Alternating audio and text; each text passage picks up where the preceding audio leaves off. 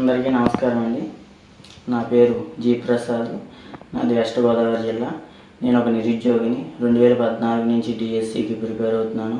కేవలం టీచర్ ఉద్యోగం కోసం ఇప్పటి వరకు ప్రయత్నించి డిఎస్సి రాయడం జరిగింది.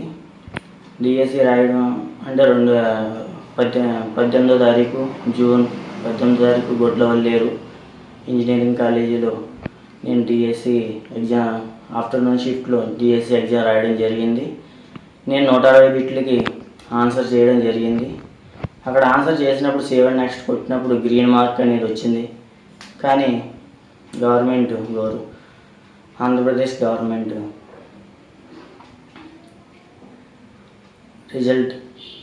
రెస్పాన్స్ షీట్లు బయట రిలీజ్ చేసినప్పుడు దాంట్లో 10 బిట్లే ఆన్సర్ చేసినట్టు రావడం వల్ల నేను చాలా బాధకు గురయ్యాను.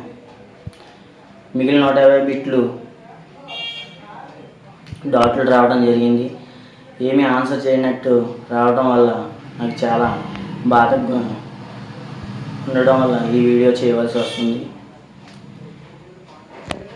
దీనిపై గౌరవనీయులైన ముఖ్యమంత్రి గారు చంద్రబాబు నాయుడు గారు, అలాగే విద్యాశాఖ మంత్రి నారా లోకేష్ గారు దీని మీద సరైన నిర్ణయం తీసుకుని నా జీవితానికి సరైన న్యాయం చేస్తారని, నేను చదివిన చదువుకి న్యాయం చేస్తారని మనస్ఫూర్తిగా ఆశిస్తున్నాను.